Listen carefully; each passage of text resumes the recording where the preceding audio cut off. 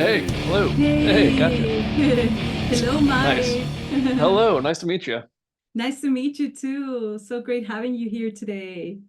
My pleasure. Thanks for having me. No, thank you for your time. How are you So doing? How are things down there? great. It's still pretty warm here. So I hope that when you guys come and visit, it's also nice this way. Oh, nice. I'm sure. Yeah, no, we're fans of the heat, so that's yeah. Yeah. Hopefully, that's the case. But yeah, we're looking forward to it. It's a new experience for us, so no matter the weather, we're looking forward to it. Yeah, I can imagine. Raised in St. Louis, it must be pretty cold.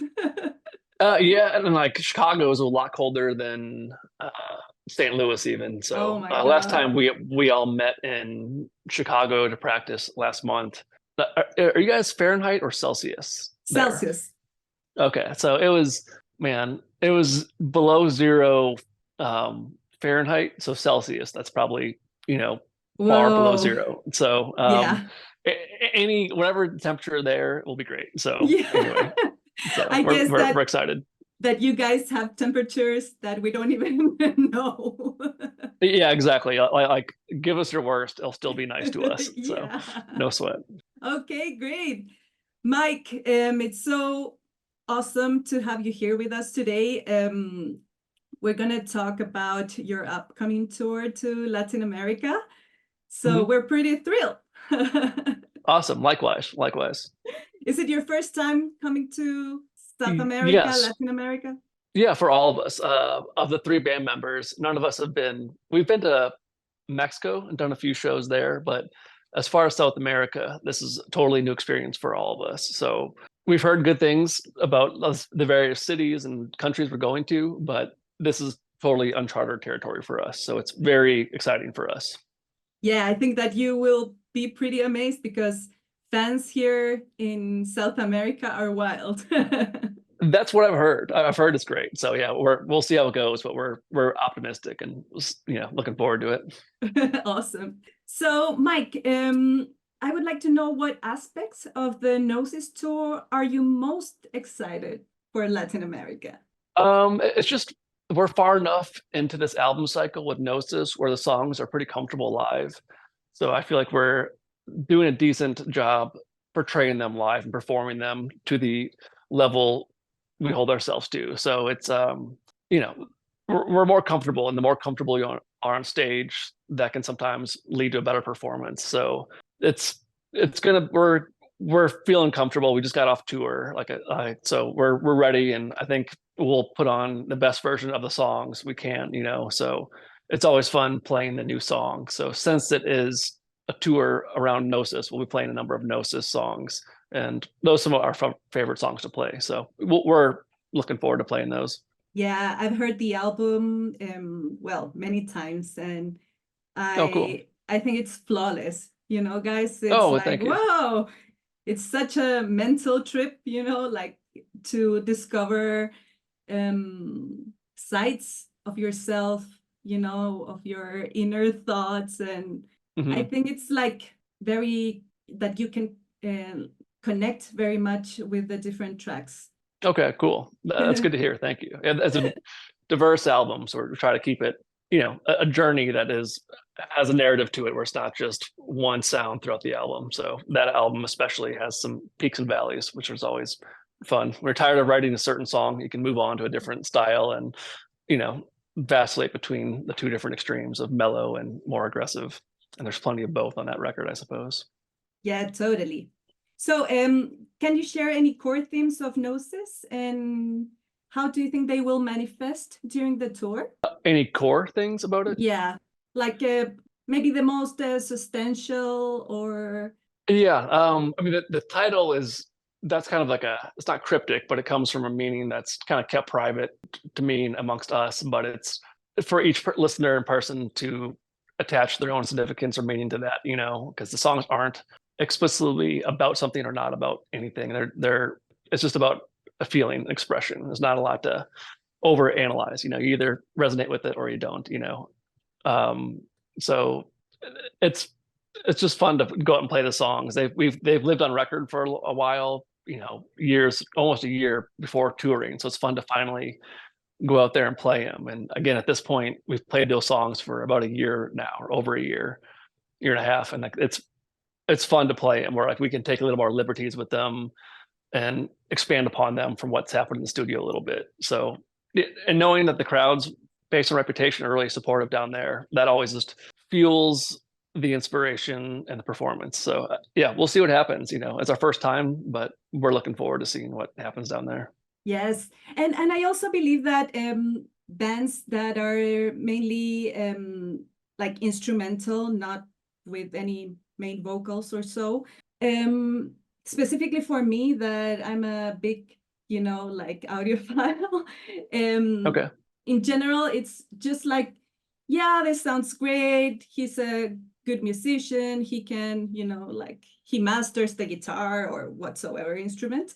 But here I think it's pretty different, like I have never had the chance to see you live. I will, but okay. For me, just listening to it, as I told you at the beginning, it's like a trip, like it's like going through all these feelings, of how these pieces make you feel more like, oh my God, this, the drummer is amazing. He's amazing though, but I don't know if you can understand what I mean. Yeah, one of the big assets of a live show is you have volume on your side.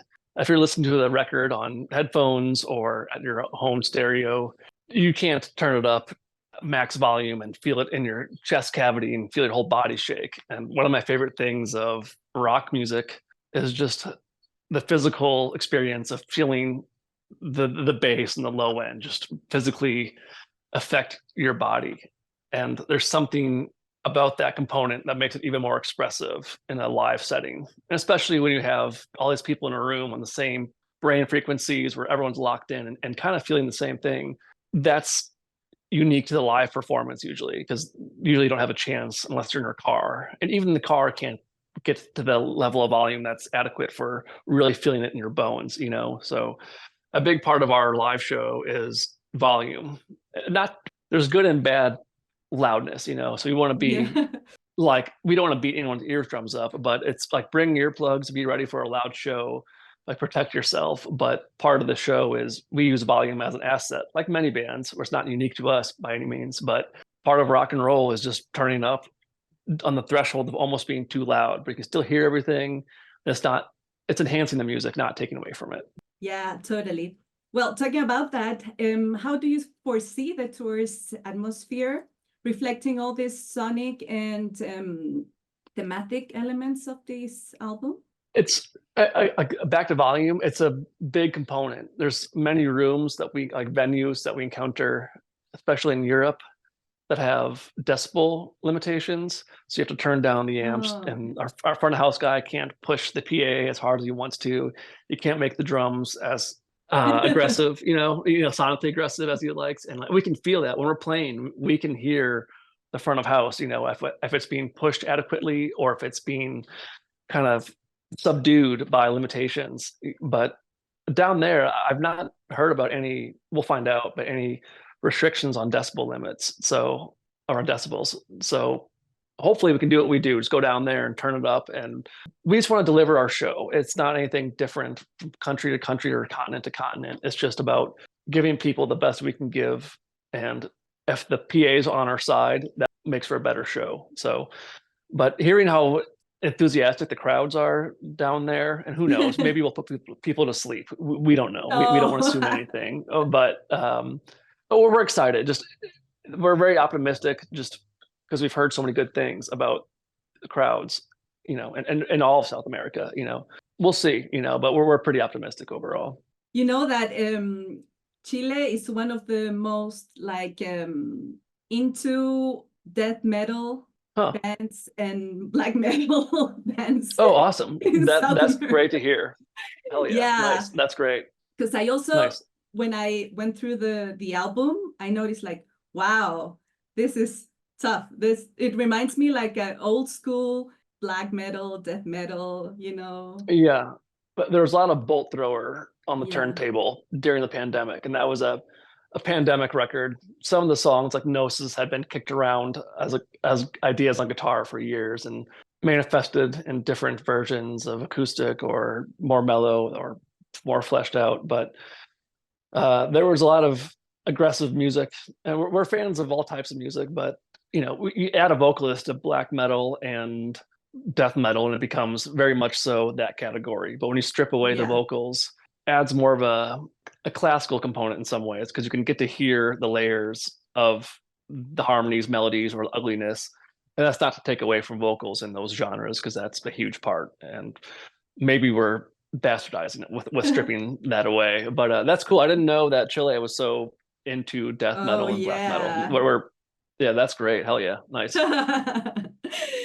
Okay, so what is the horizon for Russian circles in this musical exploration? Well, right now we're kind of wrapping up the whole Gnosis like international touring, and at this point we have some more touring in the fall in Europe and whatnot, and a few sporadic US shows. But writing is the next thing to occur. So there's no record on the horizon, but right now it's just kind of stockpiling song ideas and build up some thoughts and talk about it here and there. And just right now is the creation time. So just have fun and just get ideas out there and see which ones stick. Not all ideas are great, so just keep chipping away at what might become the next record. So we're always it's on the back burner right now, but we know it's like, all right, we need to start getting our ducks in a row here and get some actual songs lined up. So right now I'm just kind of archiving riffs and organizing my thoughts as far as what hopefully will become songs. Oh, awesome. And what about the key influences that contribute to the immersive quality Russian circles? I mean, I think it's just a diverse taste in music and drawing from different genres. And just because you're drawing from a certain genre, it doesn't mean it has to sound like that. So say you added classical elements as far as multiple voices and adding harmonies and stripping those away and returning to parts and having a certain arrangement. That doesn't need to be a classical thing. It can be very much so ugly death metal song, but you draw upon things you may incorporate from other genres. And a lot of that's from noise and just using noise as an element to build suspense and tension, So it's keeping an open mind to any idea that kind of comes up and seeing how we can twist it and maybe make it darker, make it more uncomfortable, and play to the extremes. If it's pretty, maybe go extra pretty. And if it's gnarly and dark, like maybe add some notes that rub but don't belong and just really make it intense and uncomfortable, and that's where volume comes in again. But dissonance is a big part of what we like to utilize as far as discomfort and building a sense of unease or relief when things change into the next part, so we're always aware of like the arrangement and the peaks and valleys of the set or the song, I should say. So that's always a part of it. Okay, and when you like start creating a song or thinking about a song, do you just think about it as music or also as feelings or something, that's connected to your mood or the way you're feeling or something that happened to you or whatsoever?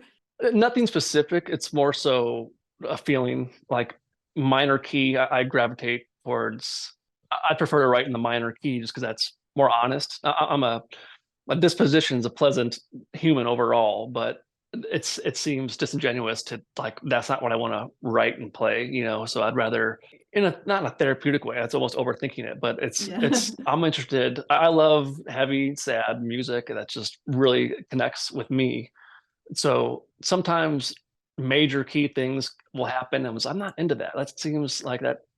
Keep going, find a different note, find a different sequence or pattern or chord structure that actually is telling what I'm feeling, and all this is almost overthinking it. I just love saying something in the minor key. I think is more expressive for me and more honest. So it's sometimes you just axing and disregarding things that just don't feel dark enough, and it's just paying attention and kind of setting your compass towards like something darker and more minor. And sometimes it's tough because major key is for me easier to write songs in, but that doesn't interest me as much. And we have songs in major keys, and we'll likely have moments like that because that's where the sun peeks through and things open up a little bit, and that's a useful tool and a useful dynamic. But I guess long story short, just try to keep things minor and intense. I think there's a weight to the minor keys that really resonate with us.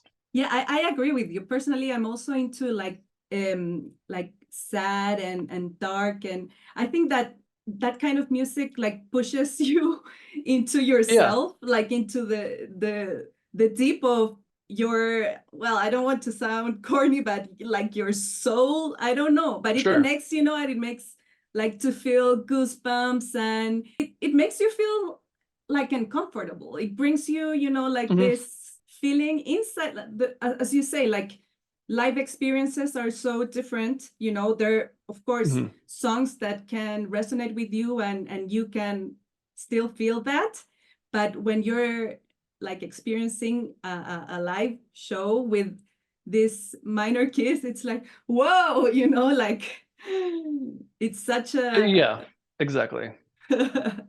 And like, I don't want to burden my friends with negative thoughts and heavy at least let's enjoy each other's company. We could talk about what's naturally comes up, but like music is a place where you have total freedom, where you can say whatever you want and you're not burdening anybody. Maybe people connect with it even, you know. I mean, you and I seem to gravitate towards the darker thematic music, so clearly other people do also, you know. So that's just more rewarding personally for me to like, yeah, enough happy shit. That's been done, and that's not what we excel at. So let's stay in our lane, which is just getting to the core of like the darkness in all of us, and that's not a bad thing. But to deny that and not acknowledge it is unhealthy, I feel like. So this is a healthy expression of like, hey, it's okay to have these feelings, and it's not bad to have those feelings, and it's maybe even helpful to like acknowledge them, and it can unify people. You know, it's like, hey, we all feel this way, and that's perfectly healthy to feel that way. Oh my God, I agree so much with you, because I don't know, in the past, in the early 90s, I don't know, listening to all this made in Sweden Norwegian metal, very dark, it was like, oh my God, you're like satanic, or like you are evil, you have bad feelings. But I totally disagree with that. I think that, well, all this like culture that you have to be successful, you have to be happy, it's not human, it's not part of us, because if we don't have we don't discover the dark part of us, we don't know who we are, you know, and that makes us thrive as well. Yeah, it's going to bubble up eventually, and maybe let it bubble up in a healthy way and not ignore it, but allow that to just be part of you and own it in a healthy way. Don't just shove it down and pretend it's not there. Like, it's very much a part of us. So yeah, that's important to us. You know, early on we realized like feels more authentic and we don't talk about this stuff. It's just who we are, you know, as far as what we do. Because people don't like you know, talking about things that are a little bit uncomfortable, you know. That's why we live in this world that everybody fakes who they are, and being authentic can be a little bit awkward sometimes. Yeah, it's vulnerable, and like music is like maybe like a cop out to live in the darkness, but it's still addressing it. You know, it's not like you're not sharing verbally what's going on or what's tripping you out or bothering you, but we all have something, you know. So you know, music is just a form of one of many, you know, forms of expression to let that out. And God bless it. If I didn't have that, I'd probably be like a grumpy guy. So it's good to just get it out, and whether anybody hears it or not, that's not the point. The point is just like get it out, and if people connect with it, great. If not, again, okay too, you know. Yeah, I think that's what art in general is about, right? Trying to connect and see what happens there. Exactly. Okay, so what motivates you guys for this ongoing experimentation and evolution for yourself? It's a mixture of addressing that we do have limitations as a band sonically. There's only 3 of us. When we're recording, we don't want to overproduce the album and add too many components and sonic elements that we can't pull off live.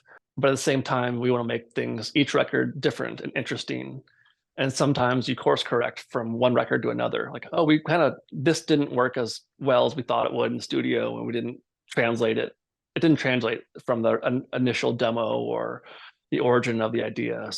So we learn each time we enter the studio. It's a learning opportunity to find out what's working and what's not working. So each record will be inherently different, but you also need to acknowledge there's only three of us, and what can we say and how can we say it? And let's not repeat ourselves, like I said. Ironically, I'm repeating that, but it's healthy. Like, it forces you to dig a little deeper when you have limitations, and to maybe be more creative, because you don't have option paralysis. When there's so many things, where do we start? It's like, we have an identity, we have a sonic identity, and we like sticking to that, but we also want to grow and push ourselves and maybe push the boundaries on both sides. And we'll make missteps that don't work out, but that's okay. That's how you find out. You want to live on that threshold of your comfort zone, and it's important to push that. So we just try to embody that with each release. Wow, yeah, and I think that you guys give the space to each one of you to you can listen that each one of the instruments have their prime show. I don't know how to say Sure. it in English. I mean, yeah. No, absolutely. We like to, you can't be selfish musically. You have to, your bandmates are there to make the song better. And so you need to step down at certain points and leave room for what they do best, and they always enhance the song. So that's part of minimalism, is not overplaying. If we were all overplaying, then how do they add their stamp on it? It's important that we all leave room for each other and step back a moment and then let things breathe. And that's a ongoing process of how to utilize that and manipulate that in an interesting, compelling way. But it's like a conversation. Sometimes the best thing to do is just listen and shut the hell up and let people talk, and that's another dynamic. If I'm always telling myself, reminding myself, less is more, and maybe less notes, maybe don't play at all. And when you do come in, maybe it'll shift the song in a different way. And my bandmates are great at that too, as far as sometimes I have to hey, no, I really think it'd be great if you played on this.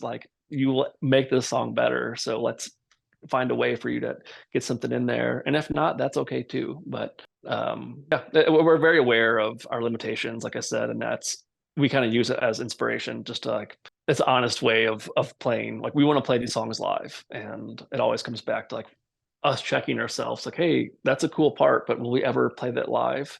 If not, maybe let's not record it, because that's not who we are. That's not interesting. We don't want to have backing tracks. We don't want to paint ourselves into a corner in studio and then, holy cow, how do we play this live? That's not authentic to us. That's not real. Yeah, and I think that's why the way you guys understand each other and leave space for each other makes you guys so awesome. And that's why I think many bands fail, right? Because there's a lot of ego going on into any artistic scene in general, musicians also, right? So I think that's a must for things to work out. Yeah, agreed, 100%. So can you outline the creative process behind the crafting such unique sound? Yeah, well, this record, Gnosis, was different because it was a pandemic record, like I mentioned earlier, and all three of us live in different cities in the US, thousands of miles away from each other, thousands of kilometers. So we couldn't fly during the pandemic, so we really had to learn how to write and exchange files digitally. And usually it'd be every record. Well, the first record was Dave and I jamming in a room, and it was all written pretty much live jamming. And then from that point on, it became just building an archive of guitar riffs. And then, all right, and Dave would be very helpful as, what if this riff went with that riff? And could it work with this? And we'd leave everything very open. So any riff could maybe be hammered into a certain spot that I didn't even think of. And Gnosis was different, like I said, because instead of just having riffs in a bin of okay, let's pull upon these riffs, it was beneficial to craft full songs start to finish, just because we didn't have the luxury of just jamming and trying riffs on the fly. Oh yeah, let's try that. Let's throw that in there. That'd be too timely just to exchange that. So we started crafting full songs, and that really worked for us, where each riff was written to be only in that song, to follow that part, to build suspense, and then tension and release just for that song, not for any other song on the record. And I think that through line of just having a singularity towards each riff as far as its place belonging to one song was helpful in the creative process. So I think it gave the songs maybe a different feel, maybe not than the previous records. But so a lot of it came from guitar stuff that I'd write. And then Brian contributed one song on the record, which was fun for me because it allowed me to write to like Tupelok, he wrote that song. So it's fun for me to write to what he wrote, whereas the other songs were the flip of that, And it's always, they make the songs way better, of course, So I said before, but it's so exciting to hear. Like, I'll send out a track and then I'll hear it back. And it's like, damn, the drums will sound like killer, and like what Brian does is equally as impressive to me. And it's like, well, fuck yeah, that's super exciting to hear those days when I get those tracks. It's fun for me to see how they brought out the best of the songs and definitely added to them. Wow, awesome. Okay, Mike. So to end this conversation, we're gonna play a little bit. Oh boy. Okay. Game on. Okay, so if you could play anywhere, not only in this world, maybe it can be outer space or whatever. Yeah. Okay. Where would you like to give a show? I'll keep it to our galaxy, our planet, just because I just want to play to somebody, I mean, aliens, I bet they'd probably be bummed on our music. They'd probably be like, this is fucking, they probably, who knows what frequencies they're even tuned into. So I'll keep it to our species on our planet. This might be a boring answer, but I've never been to Iceland. I'd love to go to Iceland, and I'm sure there's some far out natural venues there. Not natural. I like indoor shows because it is better for sound, I feel like. But not always, but it's Iceland, just the geography and just everything about Iceland is appealing to me. I've never been there, so maybe it's just a notch on the belt I haven't gotten to yet. So that's the first thing that comes to my head. Awesome. And Chile, of course. I should say Chile. Yeah. Well, your dream is coming true in less than a month, so. Yeah, no, we are excited. So anyway, you know that already. Okay, and with whom would you like to collab or vice versa? There's plenty of people we thought about having on records. We collaborated with Chelsea Wolfe a few records ago, and that was really, really fun as far as, that works. That's a different hat for us to wear because you have to leave room for vocals. Another example of not overwriting a song, because you need to leave room for the vocal presence and that to be the focal point a little bit. So we do talk about different vocalists, sometimes like death metal vocalists that we're friends with, and we're careful about adding vocals too much because that way you can't play the song live unless you're in their country or city, But as far as collaboration, we've never really even considered it too much. But I think it'd be cool to have maybe like Justin Broderick from Godflesh and Yezu, because maybe he has a more industrial component that we don't have. There's no point of us playing with somebody that sounds like us, or we sound like them, I should say, even. But like somebody who adds a whole new texture. And there's a lot of drone artists and other ambient artists that come to mind, but like we take up so much space, it's like we hardly leave room for them to do what they do best. But I think something about looking like Justin Broderick, we all look up to as a person and as a musician. So I bet he could inject a certain element to the songs that we are blind to or never even thought of. Oh yeah. Well, by the way, your collab with Chelsea Wolfe was otherworldly. You No, could cool. Thank you. do some more of that with her. Yeah. Who knows? Yeah, she's awesome, and that was a very rewarding experience to hear her. The first time we heard her performance, we're like, oh my god, she crushed it. How cool is that? So it was really exciting for us. Yeah, I have read on reviews that being in one of her shows, it's like, oh my god, like she sings like a goddess or something, like an angel. Like everybody is like, oh my god. Her and the band are incredible live, and it's like it's always a treat to see them live. So hopefully, I don't know if she's been down to your part of the world, but No. hope she will at some point. And Oh, I I'll hope see them in a so. few weeks, and I'll be Tell her I say, hey, love her. get down there. I will. So, but she's Oh, incredible live. It's always yeah. inspiring to see her play, and it always hits, it always lands, it's always impressive, no matter how many times you may see it. I'll often forget how great she is because I'm a fan of her music, but then to see it live, it's just so authentic and like real. You see her Yeah. performing, and it's one of those things where it's almost, I don't get that with all my favorite bands, but with her, there's always some kind of connection Oh, yeah. that is unique to her in some way. Yeah, and I think that Sargent House have like these amazing musicians, you know, like I really like many bands that Cool, nice, work yeah, with. it's a great label. Yeah, like another great band, Brutus. It's amazing. Have you heard Brutus? Yeah, Yeah, they're sure. We've so toured with good. them a few times Oh, on wow. in Europe, and that's another example or a example of like most of our favorite bands contain some of our favorite people. So there's a correlation between the quality of music and the quality of humans. There's Yeah, I and know. Brutus and Chelsea are both great examples of like, these people through music first and then they become friends, and it's just it's a correlation I keep seeing with throughout my career as a musician, is seeing that they're good people make good music. I feel like, and Yeah, Brutus and Chelsea are both examples of yeah. that. Yeah, and Emma Ruth Rundle, I also like her a lot. Yeah, sure, absolutely. Yeah. Oh, we're almost running out of time. So can you please send a message to all your Latin American, South American fans? Yeah, absolutely. We can't wait to come. It's long overdue. We've been a band 20 years, and we've been hounded by fans. Come down here. You got to come. Where are you guys? And the timing was right finally, and we can't wait. Like we just got off an Australian tour, and it went well.